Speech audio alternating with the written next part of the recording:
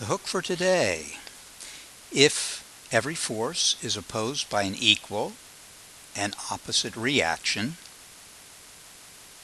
why aren't all forces canceled out? How could anything ever start moving if every time you push it, there's an equal force in the other direction? And that is a very, very serious issue. I think it's too hard for you to even have a thought about. So we'll just let it hang there as a troubling, troubling hook.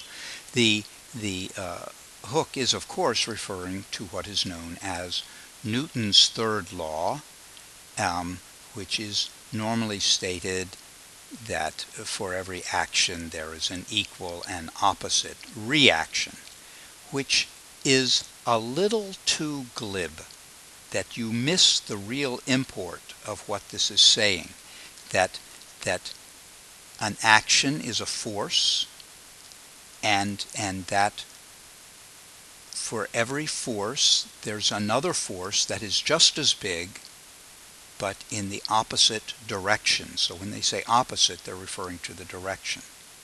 So we still have this problem that came up in the hook. And the answer to the hook is that this action force and the reaction force do not act on the same objects. That too, I doubt if you quite get the full import of what that is saying, but I hope that as we go forward, you will get greater clarity. I would state Newton's third law this way, which is very clunky. It doesn't have the nice poetic ring of for every action there's an equal and opposite reaction. That I would say when A exerts a force on B, then B exerts an equal and oppositely directed force on A, emphasizing this fact that the action force is on B, but the reaction force is not also on B, but is instead on A. That if I throw a ball, the action force is me pushing the ball. The reaction force is the ball pushing me, or pushing my hand. That if I were standing on a skateboard when I threw the ball, you would see me roll backwards on the skateboard because the ball has pushed me backwards. If you had a ball,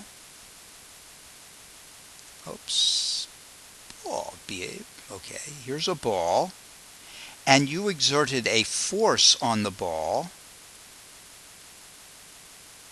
and something else exerted an equal force that was in the opposite direction on the ball, then indeed this scenario that I played out in the hook would be true, that those two forces would cancel out on the ball and the ball would not accelerate. But with an action-reaction pair, here's a hand, boop, boop, boop, thumb, boom, that with an action-reaction pair, what happens is hand push ball and ball push hand. And that action-reaction pair are equal in magnitude, opposite in direction, but key idea, they are acting on different objects. Always, always on different objects.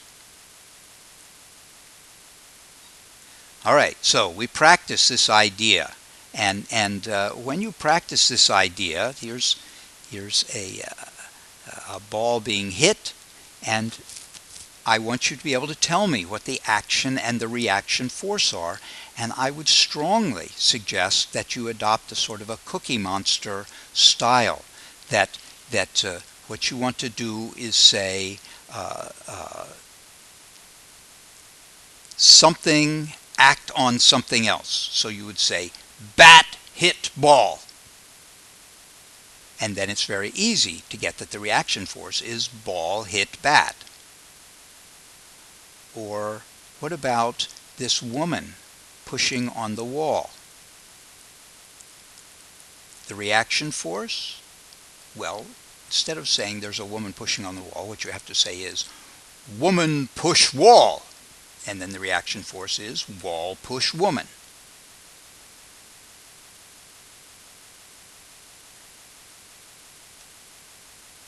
Action. Hammer hit nail. Reaction. Nail hit hammer. And please put this on your sheet. We'll just do this one here. When the hammer hits the nail, which force is greater? Is it the hammer pushing on the nail, or the nail pushing on the hammer? More! I want more! When you walk, and I think this is a beautiful insight into your world. When you walk, what are the action and the reaction forces? And you have to change it from walking to one thing pushes another thing. And the answer, the statement would be woman push path, or woman push earth, earth push woman. And this gets us insight into the remarkable fact that when you decide you want to walk forward, you tell your legs to push backward. If you push something backward, it goes backward. But you are counting on that reaction force from the earth, which is what is going to get you to go forward. You have been very successful at walking for a long time now, but I doubt if you have understood that what you are doing is creating a reaction force by pushing the earth backwards that will propel you forward. And this also gives us insight to why, if instead of this path, if you are walking on ice, you have to walk differently. Because when you try to push the ice back, you're not able to get the same grip. And because you can't produce large forces backwards on the ice will not produce large forces on you going forward. And you can get into trouble if you try to walk on ice the same way you do walk on this path. Well, this also intrigues us with the fact that while we are being pushed forward, the earth necessarily is being pushed backwards. Oh, cool! Suddenly the thought is, let me get a bunch of my friends and we'll all walk in the same direction, and if there's enough of us, maybe we can make a substantial difference in the way the earth spins. Well, in preparation for that, I put together this problem, where I'm not going to get all of your friends, I'm going to get all the people of the earth. And we're going to jump off a cliff. It would be more immediate if we jumped up, but that is harder to do the arithmetic for. If to jump up, what you do is you push down, which, if you've ever thought about it, is a bizarre thing to do. If you push things down, they go down, and indeed the earth does go down when you push it down. But while you are pushing the earth down, the earth pushes you up, and there is the jump in that reaction force. But instead of jumping, we're just going to leap out into space and then let the earth pull us down. Instead of calling it a fall, we need to play the Cookie Monster, and we say, earth pull people. And so the reaction force is, people pull earth. But I'm going to get everybody in the whole world to jump so that we can really move the earth. We're going to jump off a cliff that's a half a kilometer high. Everybody in the world. All right, on the count of 3. World unity for about 10 seconds until we hit the bottom.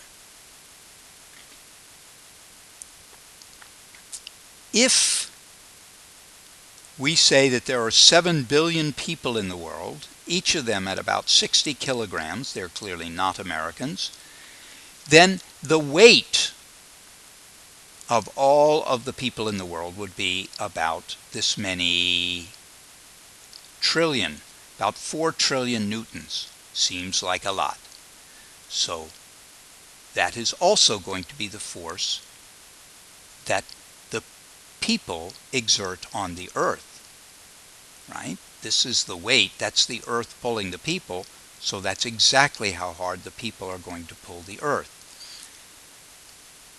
The earth's mass is about 10 to the 24 kilograms, which I don't have a name for. So the people are going to accelerate down at 9.8. At the same time, the Earth is going to be accelerating upwards at the force acting on the Earth divided by the mass of the Earth. And there is the acceleration the Earth will experience. It is nothing compared to the acceleration of people. What we need to be clear is that the force on the earth is the same as the force on the people. That does not mean the acceleration of the earth is the same as the acceleration of the people. Because the earth is so unbelievably more massive, the acceleration becomes almost non-existent. With that acceleration, during the 10 seconds it would take for the world's population to fall half a kilometer, the earth would rise 10 to the minus 11 meters, which is about a millionth the width of a human hair. The earth is unimaginably big. Even if we jumped with all of our possessions and SUVs, we would not be able to measure the effect on the earth. We are so insignificant compared to the earth itself. Do not forget it. More practice. What's the reaction force when I hit a volleyball? Go ahead and put that on your sheet. And here, is it possible for a rocket to accelerate in deep space? After all, you start off on the launching pad and you push off the launching pad, and then as you go up through the atmosphere, I guess you push off the atmosphere. When you get into deep space and there is nothing around you, is it possible for the rocket to accelerate? There's nothing to push off of. It turns out it is possible for the rocket to accelerate. How does it do that? What does the rocket push off of? What is the action-reaction pair for a rocket in deep space? And finally, what is the reaction force when I pull up my socks? That is, across my leg. And that was the end of the show. Thank you. You've been such a wonderful audience.